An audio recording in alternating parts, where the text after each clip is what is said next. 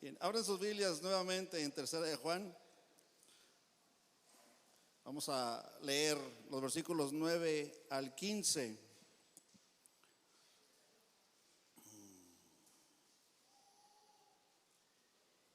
Ahora entiendo.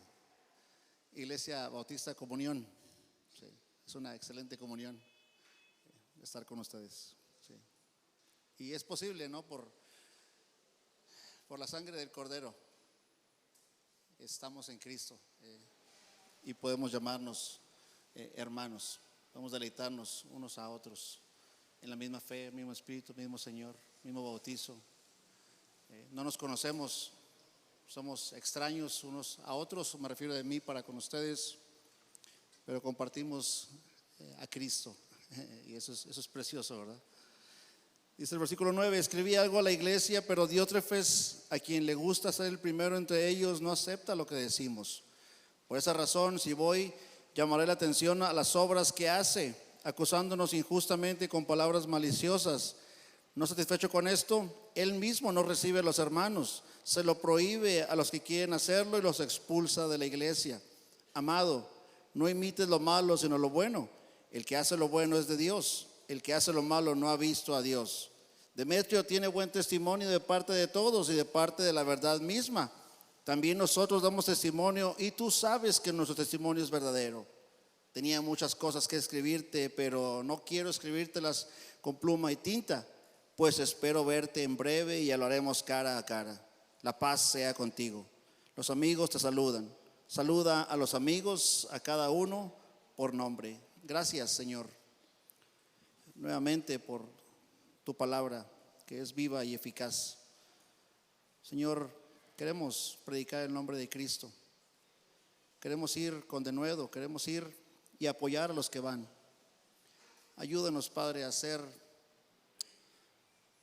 efectivos, diligentes, a tener buen discernimiento, Padre, en identificar a aquellos que son de buen testimonio, para que haciendo esto, Padre, podamos ser diligentes, generosos en enviarlos, confiando, Padre, que tú les usarás para llamar a los tuyos al arrepentimiento y fe en Cristo Jesús y continuar con la expansión de tu reino hasta que la tierra sea llena de tu gloria. En el nombre de Cristo, amén. Esta carta ahora, después de estos versículos 9 al 15, da un giro sorprendente e inesperado. Si Gayo, como bien dijimos ahorita, tenía buen testimonio, ahora vamos a ver a un hombre que se llama Diótrefes, quien simplemente no tenía buen testimonio. Era un hombre con una agenda dañina, destructiva. El problema de este hombre es que él quería ser el jefazo de la iglesia. Se amaba a sí mismo y no a los demás. El texto nos dice que tenía una visión pervertida, un espíritu dominante. Se opuso al apóstol Juan y se estableció a sí mismo como el Señor de la iglesia. Ahora Juan dirige su atención para abordar el problema que precisamente motivó a escribirle a Gayo. Diótrefes rechazó la autoridad de Juan, lo calumnió, se negó a proporcionar la hospitalidad necesaria a los misioneros viajeros, le prohibió a aquellos dentro de la iglesia que deseaban apoyar a los misioneros, y no solamente eso, sino que los expulsó de la comunión, expulsó a aquellos que querían apoyar la obra misionera. Como vimos en los versículos anteriores, los hombres de Dios son hombres que caminan en la verdad. Gayo es un hombre que camina en la verdad, como bien vimos, pero ahora en contraste con el ejemplo positivo de Gayo tenemos el ejemplo negativo de Diótrefes, un hombre impulsado por una ambición orgullosa. Fíjese cómo dice el versículo 9: escribí algo a la iglesia, pero Diótrefes, quien le gusta ser el primero entre ellos, no acepta lo que decimos. Dice Juan que ya había escrito anteriormente a la iglesia, pero Diótrefes de alguna manera interceptó o no permitió que se leyera esta carta. Esta carta no la tenemos nosotros, está perdida, y probablemente fue una carta en la cual Juan estaba elogiando a los misioneros, o pudo haber sido una carta de recomendación de parte de Juan para Gayo, recomendando a otros misioneros, exhortando a Gayo y a los demás a que prosiguieran ayudando a estos y que les ayudaran a proseguir su viaje de manera digna de Dios. Lo que nos dice el texto es que Diótrefes supo de esta carta y rechazó su contenido, no aceptando las indicaciones que el apóstol le estaba dando. Ahora, no es posible determinar solo por tercera de Juan si Gayo y Diótrefes estaban en la misma congregación. Es muy probable que estuvieran en congregaciones separadas, congregaciones vecinas, no lo sabemos, pero lo que sí sabemos es de que este individuo, Diótrefes, era un personaje lleno de muchos problemas. En lo que respecta a Juan, entonces, el mal comportamiento de Diótrefes consta de 6 elementos por los cuales Juan le va a llamar la atención. Fíjense, este mal comportamiento de Diótrefes, en primer lugar, le gusta ser primero entre ellos. Ahí mismo dice en el versículo 9, pero Diótrefes, a quien le gusta ser el primero de ellos. Este hombre, o este texto nos indica claramente que este hombre le gusta la atención. Parece que es un hombre que está luchando por alcanzar un puesto importante en la iglesia, usando todos los medios posibles. Y usted me da la razón que no hay nada nuevo debajo del sol, ¿verdad? Es un problema que podemos ver ciertamente o regularmente común en las iglesias. El problema aquí no era un problema doctrinal. El problema no era doctrinal, sino que más bien es un orgullo personal. A este hombre le encantaba ser el primero, quería ser el número uno, quería ser el capitán del barco, él quería ser el centro de atención, la atracción principal. Y sorprendentemente, lo que Diótrefes está haciendo, según lo que Juan nos está indicando aquí, es que él pretende tomar la posición que es exclusivamente del Señor Jesús. Es decir, él quiere ser la cabeza de la iglesia. Colosenses 1:18 nos dice claramente que Cristo es también la cabeza del cuerpo de la iglesia, que es la iglesia. Él es el principio, el primogénito entre los muertos, a fin de que él tenga en todo primacía. Así que es la intención de este hombre. Está buscando, está pretendiendo ser el centro en la iglesia. De hecho, John Stott, el teólogo John Stott, que ya murió, dice que Diótrefes es aspirante al cargo de Juan, mientras Gayo parecía ser el candidato favorecido por Juan. Así que Diótrefes es señalado por su orgullo, su terquedad, su deseo de engrandecimiento personal. Ahora, ¿qué significa eso, hermanos? Significa que este hombre tiene un problema, tiene un pecado. Es decir, la raíz del problema es su pecado. Nosotros como pastores, entonces, como pastores y líderes y misioneros de la iglesia, debemos de entender que no somos inmunes a las tentaciones de orgullo y engrandecimiento personal. De hecho, creo que es todo lo contrario. Nosotros somos muy proclives, o probablemente somos más propensos a estas tentaciones, y necesitamos protegernos contra este tipo de pecados, contra este tipo de actitudes. En segundo lugar, Diótrefes no acepta la autoridad apostólica. Dice que no acepta lo que decimos. Y esta palabra aceptar en original significa dar bienvenida o recibir a un invitado, aceptar, reconocer. Así que lo que Juan literalmente está diciendo es que este hombre no nos recibe. Ahora, se entiende que Juan está diciendo más adelante que él planea ir a visitar a Gayo, así que no hay evidencia de que Juan haya visitado a Gayo a la iglesia. Más bien lo que Juan está diciendo es que Diótrefes no reconoce la autoridad de Juan ni la de sus representantes. Es decir, este hombre Diótrefes está haciendo a un lado la autoridad apostólica de Juan y no está dispuesto a someterse a Juan ni a los que piensan en el beneficio de la obra misionera. Ahora, Diótrefes es un autócrata. Nos está dando muestras de que es un dictador que quiere imponer su voluntad antes que nada. Ahora, ¿quién es más que nosotros como misioneros? Deberíamos de examinarnos a nosotros mismos para ver si no estamos sometiendo a otros de una manera equivocada. O mejor aún, ¿quién mejor que nosotros como misioneros y pastores? Deberíamos examinarnos honestamente para ver si nosotros nos estamos sometiendo a la autoridad que se encuentra en la palabra misma de Dios. Hebreos 13:17 dice que obedezcamos a nuestros pastores, que nos sujetemos a ellos, porque ellos velan por sus almas como quienes han de dar cuenta. Permítales que lo hagan con alegría y no quejándose, porque eso no sería provechoso para ustedes. Así que ¿quién mejor que nosotros para examinarnos, para ver si nos estamos sometiendo a la autoridad de la palabra de Dios que ha sido delegada a la iglesia? En tercer lugar, Diótrefes estaba acusando injustamente con palabras maliciosas a Juan. Dice el versículo 10, acusándonos injustamente con palabras maliciosas. De hecho, el pastor John MacArthur comenta al respecto y dice que las acusaciones maliciosas de Diótrefes eran malvadas, eran falsas, eran calumniosas. Es decir, él vio a Juan como una amenaza a su poder y prestigio en la iglesia y lo atacó salvajemente. Esto es lo que vemos claramente también en las cartas Corintios, cuando el apóstol Pablo está defendiendo su apostolado en contra de los falsos maestros. Ellos agredieron a Pablo, ellos cuestionaron su apostolado, así que este hombre estaba acusando injustamente y con palabras maliciosas a Juan. Y no solamente eso, sino que él mismo no estaba recibiendo a los hermanos misioneros y también estaba expulsando a aquellos que recibían a los misioneros. Dice el versículo 6, del versículo 10, que no satisfecho con esto, él mismo no recibe a los hermanos, se lo prohíbe a los que quieren hacerlo y los expulsa de la iglesia. Directamente él se niega a dar bienvenida a los misioneros fieles. Pero para él no fue suficiente con negar la hospitalidad a los misioneros viajeros. Él también le está impidiendo a otros que lo hagan. Si alguien iba en contra de él, si alguien iba en contra de ese asunto en la iglesia, ¿qué es lo que hacía? Se disponía a expulsarlo. Este hombre amaba ser el primero y lo que está haciendo es que está imponiendo su voluntad ante los demás.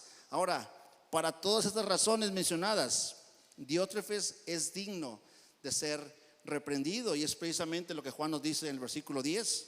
Por esa razón, si voy, llamaré la atención a las obras que hace. Fíjese bien el texto ahí cuando dice por esa razón, es decir, debido a su orgullo personal, debido a su rebeldía, debido a que él no anda en la verdad, debido a que él no está ofreciendo la hospitalidad, el servicio y el amor debido a aquellos que están en pro de la verdad. Entonces Juan está planeando una visita para confrontarlo en esa situación. Ahora, esto nos hace ver algo muy importante. Vemos que Juan no teme la confrontación personal ni pública cuando la situación lo exige, porque aquí claramente lo está exponiendo. Juan está listo para confrontarlo en persona. Él no va a esperar a que cambie de forma de pensar. El texto dice claramente, llamaré la atención a las obras que hace, es decir, él va a tomar medidas disciplinarias. Dice el versículo 14, dice que pues espero verte en breve y hablaremos cara a cara. Es decir, Juan ciertamente va a ver a Gayo, pero también espera ver a Demetrio, y cuando esté delante de Demetrio, él va a pedirle cuentas por sus actos. La implicación entonces es que se va a enfrentar a Diótrefes, le va a traer a cuentas todas sus acusaciones perversas. Ahora, aquí hay un detalle, hermanos, muy pequeño, implícito en esta confrontación que Juan está dispuesto a realizar cuando vaya a visitarlo. Si su intención era ir y lidiar con el problema, él pudo simplemente caerle de sorpresa, ¿no? Él pudo haber llegado sin avisar, él pudo de repente haberse aparecido ahí y empezar a lidiar con Diótrefes. Tal vez él lo iba a hacer de manera severa, de manera enérgica, o tal vez de manera paternal, como se caracteriza en sus escritos. Pero tal vez, lo que quiero decir es que tal vez él pudo haber callado y no haberle dicho nada y caído de sorpresa. Fuese como fuese, sin duda creemos que Juan lo haría en amor y en verdad, llamándolo al arrepentimiento. Pero aquí está la cosa: si Juan hubiera esperado y le hubiera caído por sorpresa y no hubiese escrito sobre la inhospitalaria y pecaminosa actitud de Diótrefes, probablemente toda esa actitud equivocada, todo ese maltrato, todas esas actitudes inhospitalarias, todas esas actitudes perversas de Diótrefes, tal vez hubieran sido tomadas como una aprobación por parte de la iglesia. Hubieran sido haber tomado como que Juan está aprobando esa actitud. Así que de ahí la importancia de la disciplina de la iglesia. De ahí lo imperativo, hermanos, de lidiar con el pecado entre nosotros y enfrentar los problemas difíciles de una u otra manera. Porque si no lo hacemos, nuestros hermanos van a pensar entonces que estamos aprobando tales actitudes equivocadas. De hecho, el capítulo de Filipenses 4 nos da un ejemplo muy puntual que nos ayuda a lidiar con estos problemas, considerando que todos nosotros somos colaboradores de la verdad. Y sobre todo, creo que este capítulo que voy a mencionar en Filipenses nos ayuda y nos da un ejemplo de la actitud correcta que podemos tener, y sobre todo la esperanza que hay en Cristo cuando lidiamos con ese tipo de problemas, con gente difíciles, porque estamos buscando la reconciliación entre nosotros. Porque si somos pro de la verdad, entonces necesitamos confiar que la verdad misma nos puede llevar a reconciliarlos y a volver a los que están en error de su pecado. Así que Filipenses 4, 1 al 3, voy a leer el versículo 3 solamente, nos da un ejemplo que creo que es muy útil para nosotros. Dice Filipenses 4, 3: en verdad, fiel compañero, también te ruego que ayudes a estas mujeres que han compartido mis luchas en la causa del evangelio, junto con Clemente y los demás colaboradores míos, cuyos nombres están en el libro de la vida. ¿Recuerda esa historia? ¿Recuerda cómo Evodia y Síntique tenían problemas? Al parecer no dice el texto si hay un problema doctrinal, nada. Parece que es simplemente un desacuerdo que ellas tienen, no se ponen de acuerdo en algo, y Pablo le está diciendo a su compañero amado: ayúdalas a que se reconcilien. Entonces hay un desacuerdo entre ellas, y Pablo está apelando. Fíjese la forma que Pablo apela para que estas mujeres se reconcilien. Pablo apela a que se reconcilien por el poder del evangelio. ¿Por qué? Porque dice que sus nombres están escritos en el libro de la vida. Es decir, ellas son salvas, han sido reconciliadas con Dios por el evangelio.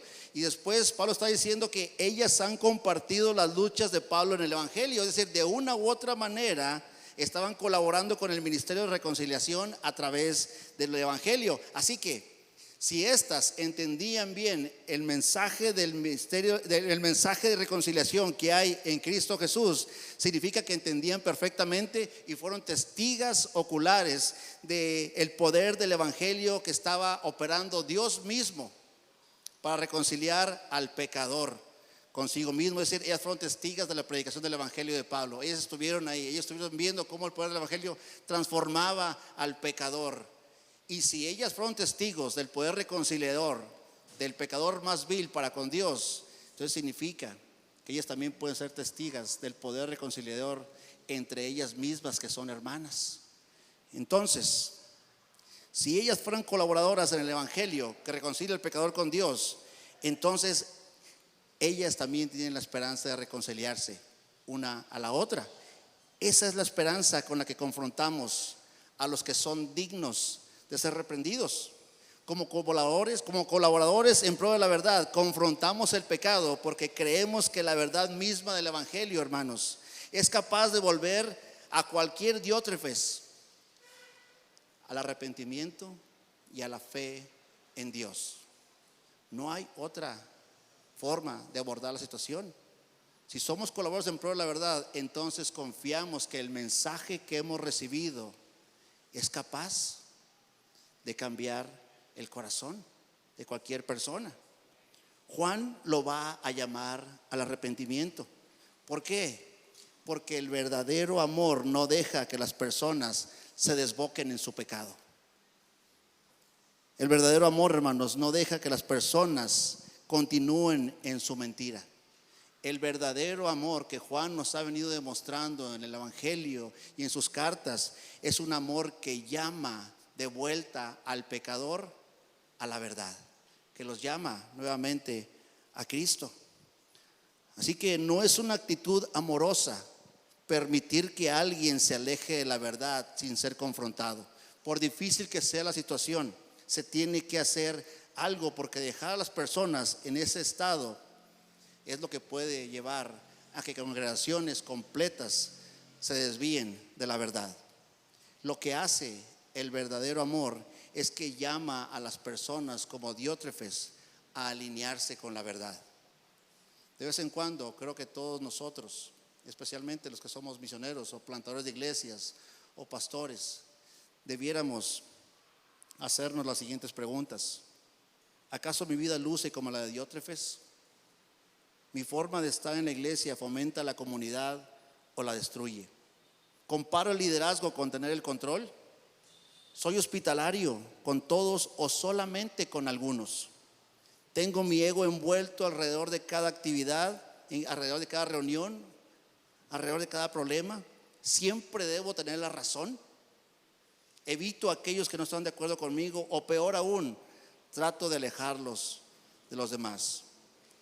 La ambición orgullosa, la arrogancia altiva, las acusaciones perversas, la actividad profana son peligros muy reales para nosotros como cristianos y también para nosotros como líderes en la iglesia. Por lo tanto, podemos observar nuestros motivos, podemos observar nuestras decisiones, podemos vigilar nuestras lenguas y observar nuestras acciones. Diótrefes tiene un mal entendimiento de la verdad. Fundamentalmente se desvió de la verdad porque el evangelio jamás permite que nos enorgullezcamos nosotros mismos. El evangelio jamás va a dar pie para que nosotros mismos nos gloriemos. Por el contrario, el evangelio lo que hace es que nos humilla. El evangelio nos humilla y nos hace entender que el llamado que hemos recibido para salvación y el llamado que hemos recibido al ministerio es absolutamente por la gracia de Dios. No ha habido ningún mérito. A Dios le ha placido llamarnos para sí mismo. Todas las páginas de la Escritura, Él se encarga de mostrarnos que su gracia es totalmente inmerecida. La gloria es absolutamente, completamente para Dios. Y si hablemos de gloriarnos, nos gloriamos claramente en Dios por medio del Señor Jesucristo. Así que, en tercer lugar, tenemos este personaje que es, en segundo lugar tenemos este personaje que es Diótrefes, y Juan va a lidiar con él, pero también Juan elogia ahora a Demetrio, y Juan lo que va a hacer de ahora en adelante es mostrarnos un ejemplo perfecto de un hombre de buen testimonio que es digno de ser imitado.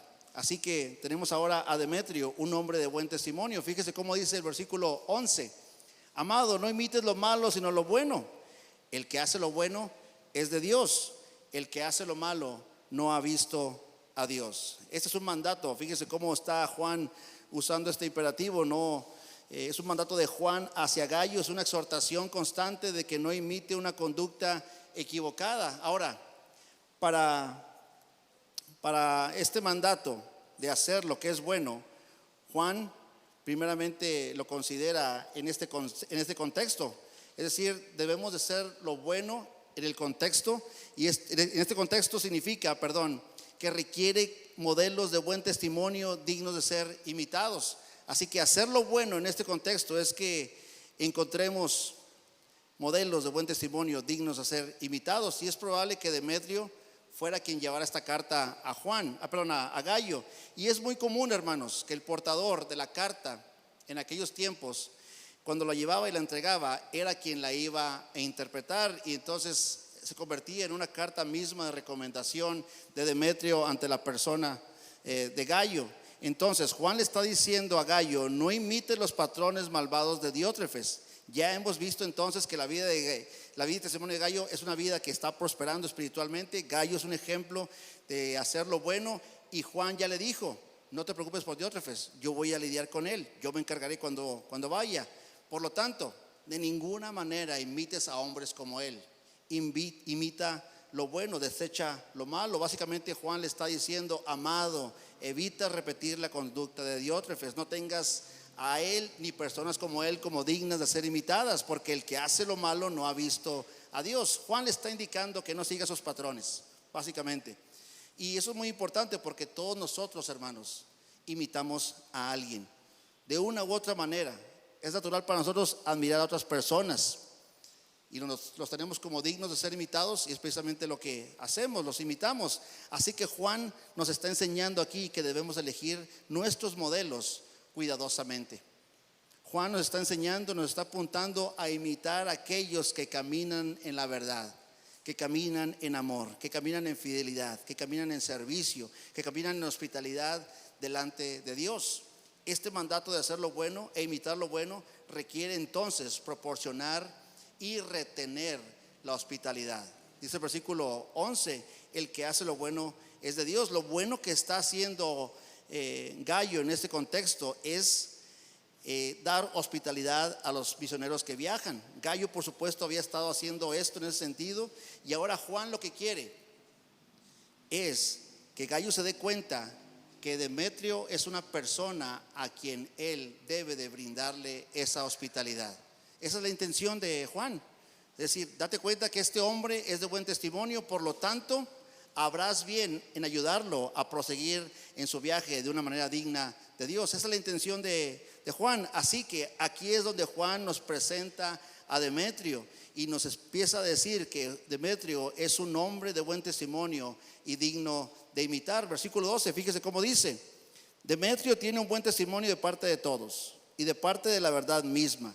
También nosotros damos testimonio de él, y tú sabes que nuestro testimonio es verdadero. Así que Juan está elogiando ahora a Demetrio de tres maneras, y es curioso porque Juan está usando la forma mosaica, hermano Manuel, en donde el caso será confirmado por medio del testimonio de dos o tres testigos, así como dice Deuteronomio 19:15. Así que Juan elogia a Demetrio y nos presenta tres maneras en las cuales este es un hombre de buen testimonio. En primer lugar, Demetrio tiene un buen testimonio de todos, es decir, la iglesia completa da testimonio de su vida fiel. Y esto sugiere que no solamente tenía buen testimonio delante de la iglesia, sino que también sugiere que tenía buen testimonio delante de la comunidad, así como dice primera de Timoteo 3:7. Es dudoso que Demetrio estuviera de acuerdo con las cosas paganas de aquel mundo, de aquel tiempo, y es dudoso que toda la comunidad de aquellos tiempos tuvieran una percepción de buen testimonio de Demetrio. Pero lo que estoy diciendo es de que todos sabían de que ciertamente él era un hombre que tenía un carácter y una integridad intachable. En segundo lugar, él tiene un buen testimonio de parte de la verdad misma, y eso es muy, muy interesante, porque lo que Juan está diciendo que Demetrio tiene testimonio de parte de la palabra misma, es decir, la verdad misma da testimonio de su carácter, y eso lo podemos entender de una manera negativa. Por ejemplo, cuando Caín mató a Abel, recuerda que Dios le pide cuentas a Caín y le dice: ¿dónde está tu hermano? Y Caín dice: bueno, ¿qué acaso yo soy guarda de mi hermano? ¿Y qué es lo que dice Dios? La sangre misma en la tierra da, ¿qué? Grita delante de Dios por lo que había hecho. O sea, la sangre, el acto mismo da testimonio de lo que había sucedido. O ¿qué tal aquel ejemplo de Santiago cuando los ricos están oprimiendo a los pobres? ¿Y qué es lo que Santiago les dice a los ricos? El jornal que les estás robando da testimonio de los actos perversos que estaban haciendo. Jesús mismo en Juan 12:48 dice: el que me rechaza y no recibe mis palabras tiene quien lo juzgue. ¿Quién lo juzga? La palabra que he hablado, esa lo juzgará en el día final. De hecho, Jesús también dice: yo no vine a juzgar a nadie, yo vine a salvar. Pero aquí está diciendo que es la palabra, es el mandamiento que se ha roto, que se ha violado, lo que da testimonio en contra de la persona. Así que lo que Juan está diciendo entonces es que la palabra misma juzga positivamente a Demetrio. Es decir, el mandamiento, la palabra está dando testimonio de que él en efecto está caminando en obediencia, está caminando en verdad. Significa que la vida de esta persona, la vida de Demetrio, se conforma a las verdades del evangelio.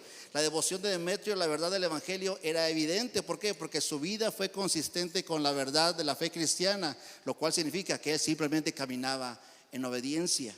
En tercer lugar, él tiene un buen testimonio de Juan y de su comunidad. Es decir, Demetrio tenía el testimonio bueno delante de la persona de Juan y de sus acompañantes. Dice aquí que de nosotros, dice el texto, dice que también nosotros damos testimonio y tú sabes que nuestro testimonio es verdadero. Es decir, Juan mismo daba testimonio del carácter verdadero. Los acompañantes de Juan daban testimonio de que en efecto Demetrio era una persona digna de confianza. Así que lo que estoy diciendo y lo que el texto apunta es de que Demetrio tuvo una vida que fue irreprochable, incuestionable. Es alguien que estaba caminando con Dios, es alguien que estaba en la palabra, es alguien que ama a Dios y ama a las personas, tanto salvas como perdidas. Es una persona que se caracteriza por la obediencia. Este hombre, hermanos, o estas características en un hombre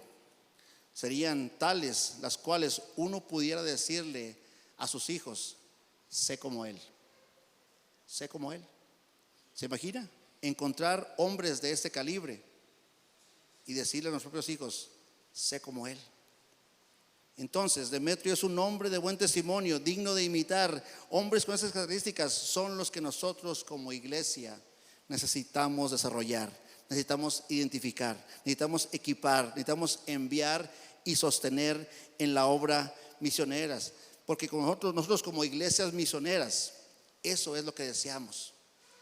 Deseamos que entre iglesias hermanas podamos venir y decirnos unos a otros: hermano, Leiva es así. Es decir, tengo un joven el cual su testimonio es un testimonio bueno delante de todos. Tengo un joven el cual tiene un buen testimonio ante la verdad misma. Tengo un joven el cual nosotros como pastores damos testimonios que en efecto camina en la verdad. Es lo que deseamos nosotros como iglesias, ese tipo de hombres.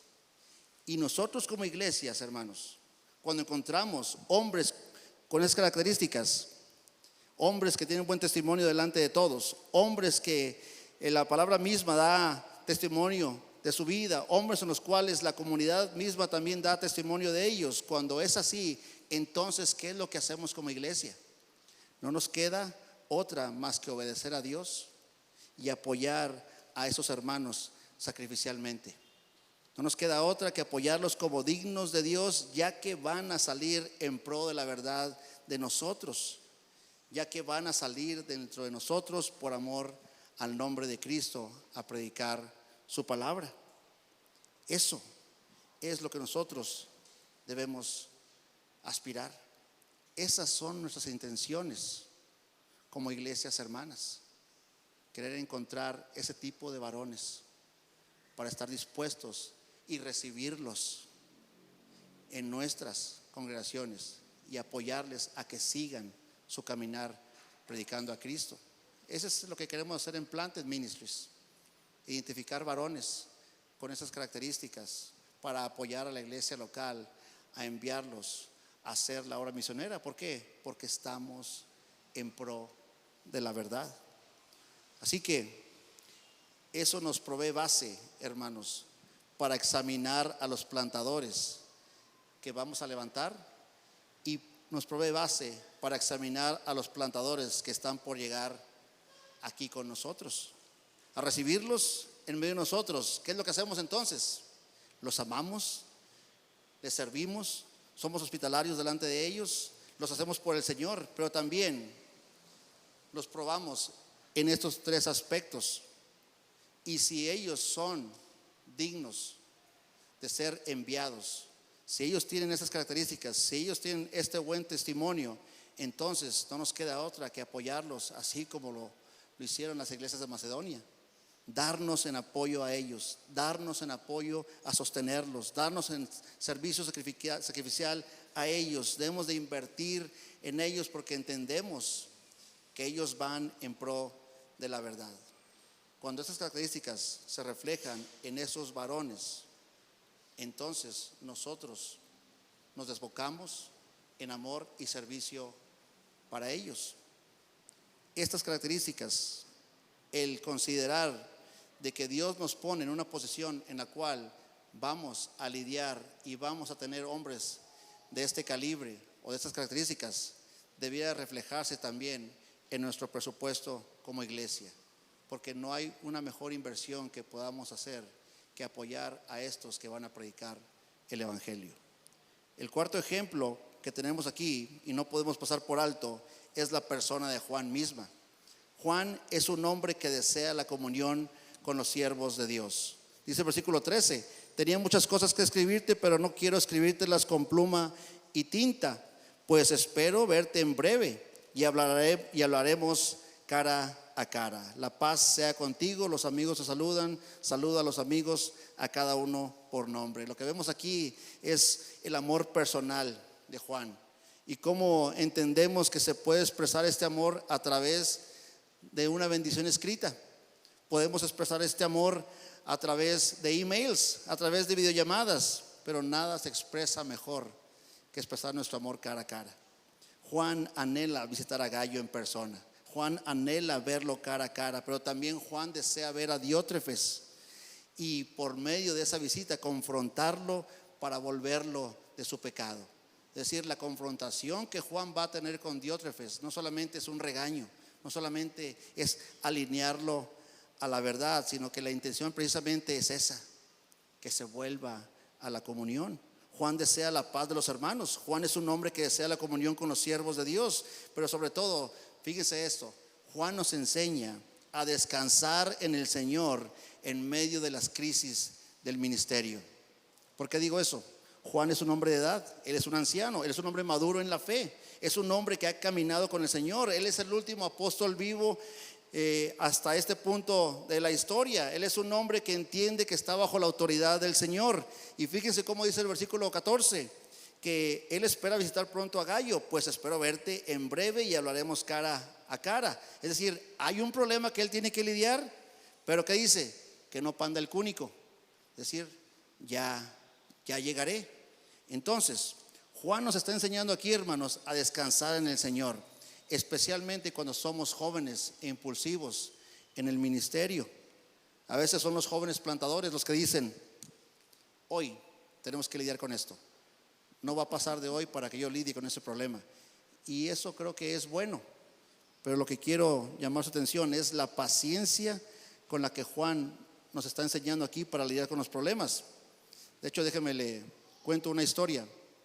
Hace algunos años un plantador relativamente joven recibió una acusación de parte de uno de sus miembros. A uno de sus miembros lo acusaron a un miembro de la iglesia lo acusaron de acoso sexual. Entonces, ¿qué hizo él? Rápido actuó, rápido fue y lidió con la situación y se juntaron las partes y todo. Hubo testigos de por medio hizo todo el proceso de disciplina, pero fue rápido. Entonces, dentro de todo el proceso de disciplina hubo reconciliación, hubo paz. Resultó que fue una acusación falsa, era con la intención de dañar a este hermano. Entonces se arrepintieron, se pidieron perdón, pero cuando se voltearon al siguiente día, la parte que estaba acusando fue y puso una demanda legal y no se presentó al juicio. Pero a lo que quiero llegar es de que no solamente pasó eso, sino que aquel joven plantador fue expulsado de esa comunidad, lamentablemente. ¿Qué hubiera pasado si ese joven plantador hubiera tenido más experiencia? Si hubiese caminado más con el Señor, si hubiese madurado más, si hubiese tenido esa paciencia, ese amor, ese cuidado que vienen precisamente con caminar con Dios y con la madurez que el tiempo trae. No sabemos qué hubiera pasado, pero sabemos que hubiera procedido de una manera menos explosiva y más prudente. Juan nos enseña aquí, hermanos, a ser pacientes, nos enseña a descansar en el Señor, pero también nos enseña a descansar en Dios sin ser negligentes. ¿Por qué? Porque Él lidia con el problema por medio de carta, exponiendo las actitudes de Demetrio, pero descansa creyendo en el Señor y descansa que Dios va a obrar al respecto. Él decide esperar y terminar el asunto cara a cara. No sabemos por qué decide esperar, pero algo que ciertamente aprendemos de esta situación es que conforme caminamos en el Señor, conforme vamos madurando, no solamente en nuestra relación personal con el Señor, sino también conforme vamos madurando en nuestros ministerios, aprendemos a descansar en el tiempo de Dios. Creo que es el ejemplo que este hombre nos está dando. Aprendemos a ser menos impulsivos y más pacientes esperando en el tiempo del Señor. Así que los ejemplos de Juan, el ejemplo de Gayo y el ejemplo de Demetrio son ejemplos de fe dignos de ser seguidos. Sus actitudes deben de caracterizar a cada uno de nosotros porque estamos en pro de la verdad. Dios va a honrar nuestra fidelidad. Nosotros como iglesia, como plantadores o como misioneros, no debemos cansarnos de hacer el bien en su nombre. Especialmente no debemos cansarnos en hacer el bien, servir y amar a aquellos que salen a predicar las buenas nuevas de salvación. Los cristianos de hoy estamos llamados a imitar el buen ejemplo de Gallo. Estamos llamados a imitar el buen ejemplo de Juan y de Demetrio. Nosotros como iglesia debemos de ponernos del lado de la verdad y ser colaboradores de los que están en pro del evangelio de Jesucristo. Nuestras vidas pueden ser un testimonio de amor, de fidelidad, de servicio y de hospitalidad delante de Dios y delante de los que trabajan en la obra misionera.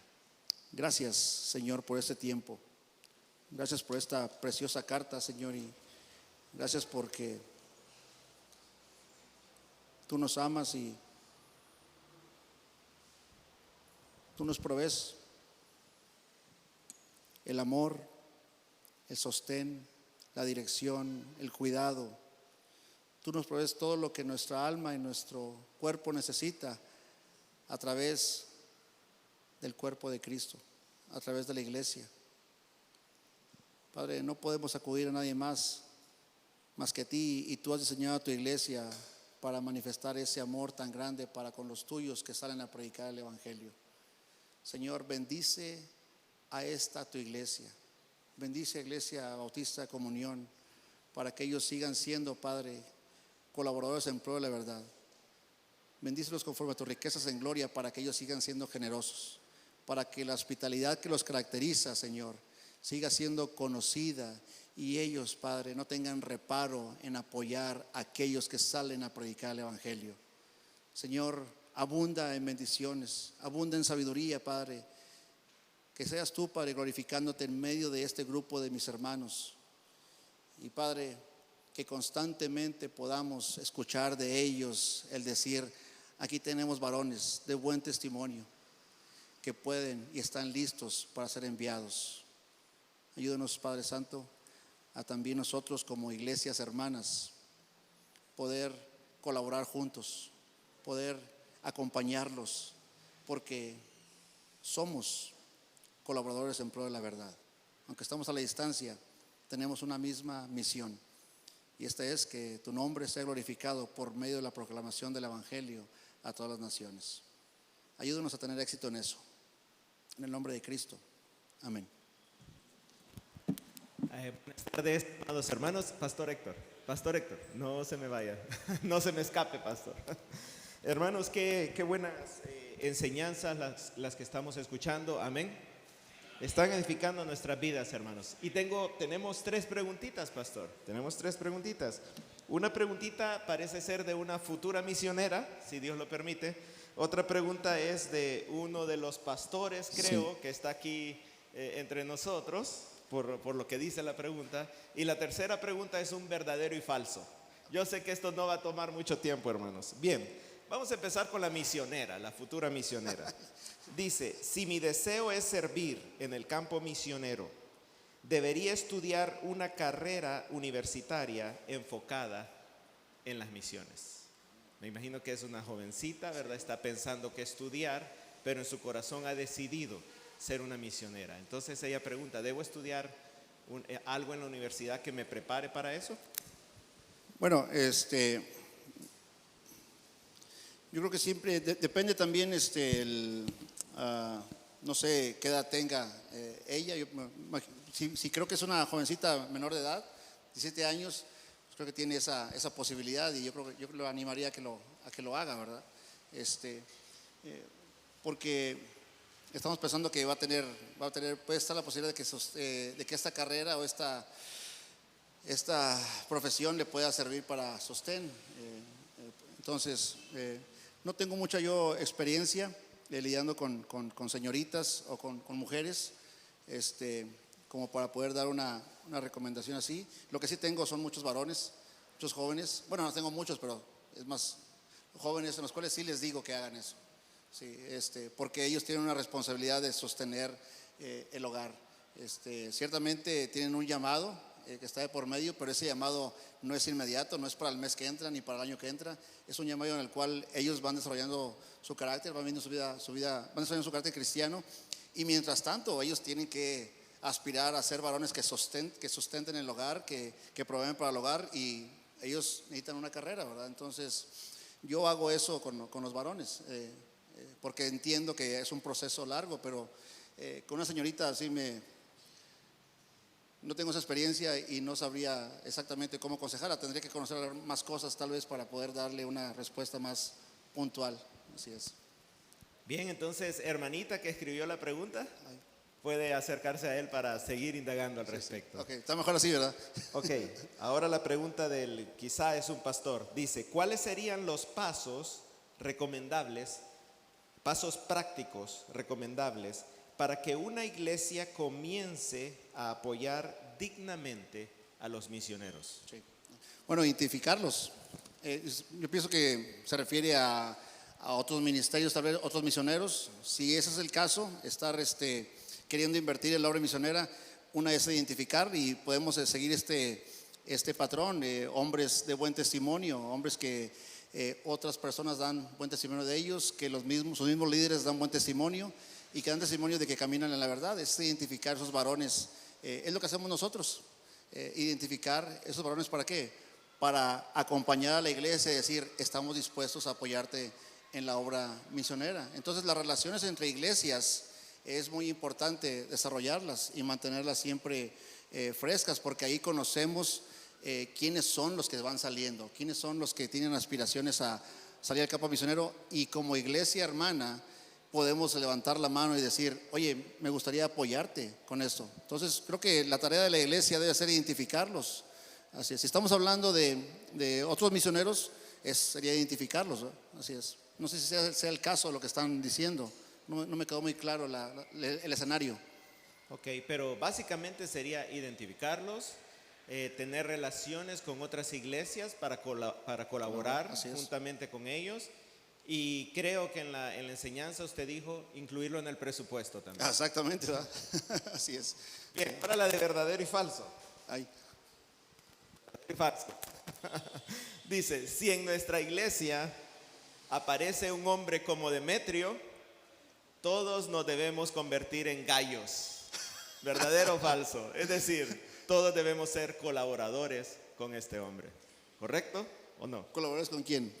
Si apareciera en nuestra iglesia un Demetrio, sí, es decir, un hombre con ese testimonio, como lo vimos aquí, un hombre que ama la verdad, que está dispuesto a salir. Oh, Demetrio, perdón, estaba pensando en Diótrefes. No, Demetrio. Yo dije Demetrio, sí, ¿verdad, hermanos? Dije Demetrio. Si aparece un Demetrio en nuestra iglesia, todos debemos convertirnos en gallos para apoyarle. Claro que sí, claro que sí. Verdadero, así es. Bueno, me pusiste a pensar. Bien, hermanos, entonces le damos un aplauso de agradecimiento a nuestro pastor Héctor Ortega. Muchas gracias, hermanos.